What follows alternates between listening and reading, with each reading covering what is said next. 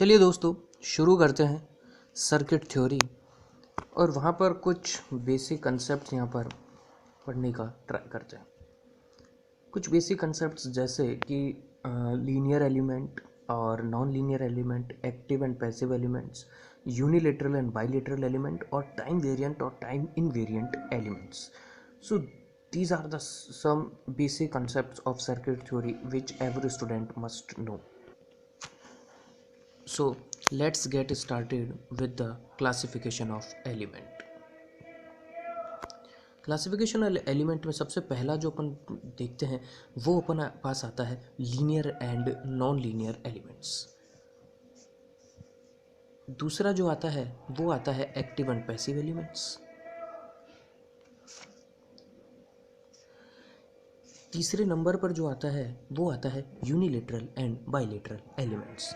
And fourth one is time variant and time invariant elements. Now we will further study one by one all these. देखिए, linear and non linear element. What are linear and non linear element? देखिए, linear elements वो होते हैं, an element is said to be linear where we I characteristics whose VI characteristics follows only one equation of straight line passing through origin for all time. Linear element ऐसा element होता है जिसके we I characteristics जो हैं वो एक equation को follow करें और जो स्ट्रेट लाइन की इक्वेशन होनी चाहिए और वो ओरिजिन से पास हो हमेशा हमेशा के लिए. ऐसा नहीं कि थोड़ी देर ओरिजिन से पास हो रही है, थोड़ी देर तो ओरिजिन से पास हो रही है और फिर वहाँ से शिफ्ट हो गई. ऐसा नहीं होना चाहिए.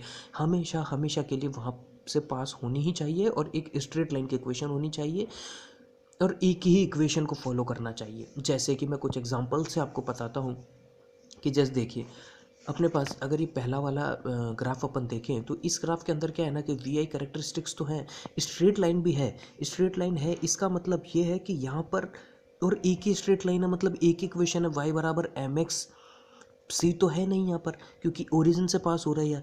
तो इसके अंदर अपन ये कह सकते हैं कि ये वाली जो लाइन है ये लीनियरिटी को फॉलो तो कर रहा है. अब आपको उनको ये देखना है कि ओरिजिन से पास हो रहा है या नहीं. तो यहाँ पर ओरिजिन से पास हो रहा है तो यहाँ पर दोनों इक्वेशन और हमेशा हमेशा के लिए हो रहा है तो यहाँ पर दोनों चीज़ों को फॉलो कर रहा है. इसका मतलब ये वाला एलिमेंट तो लीनियर होगा ही होगा.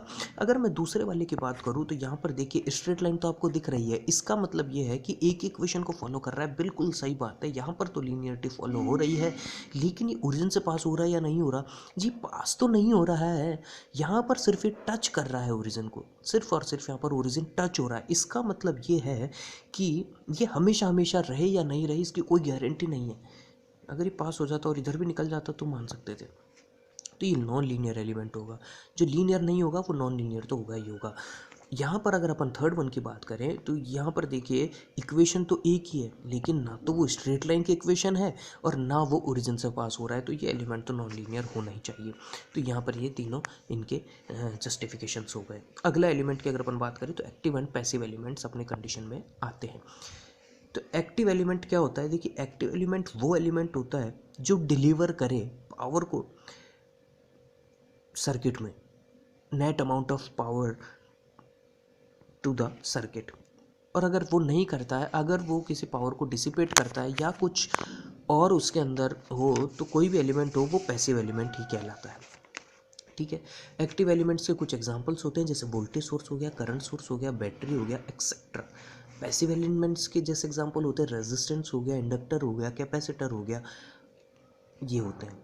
अब देखिए, अपन एक चीज़ और डिफाइन कर दें कि एक्टिव एलिमेंट में आपको अगर एक नट शेल में अगर आपको पता करना हो तो उसकी नेगेटिव स्लोप हो तो वो एक्टिव एलिमेंट होगा, और अगर उसकी पॉजिटिव स्लोप हुई तो वो पैसिव एलिमेंट होगा.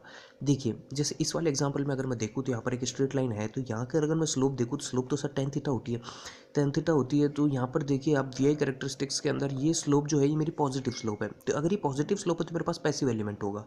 ठीक है.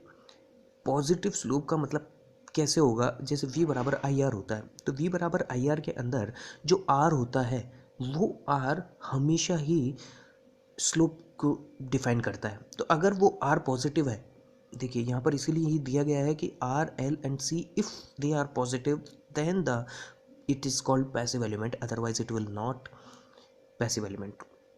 अगर एक्टिव एलिमेंट की बात करूँ तो यहाँ पर देखिए v और i कैरेक्टरिस्टिक्स में ये जो स्लोप है ये पॉजिटिव हो रही है. वो नेगेटिव हो रही है, तो ये स्लोप नेगेटिव हो रही है, तो इसका मतलब है कि ये एक्टिव एलिमेंट है सर, ये एक्टिव एलिमेंट है, ये पावर को डिलीवर करेगा। पैसिव एलिमेंट फिर से पैसिव एलिमेंट है। देखिए फर्स्ट और थर्ड क्वाड्रेंट में अगर स्लोप है तो वो हमेशा पॉजिटिव रहेगी, क्योंकि वो tan थीटा होता है और tan थीटा यहाँ पर पॉजिटिव होता है।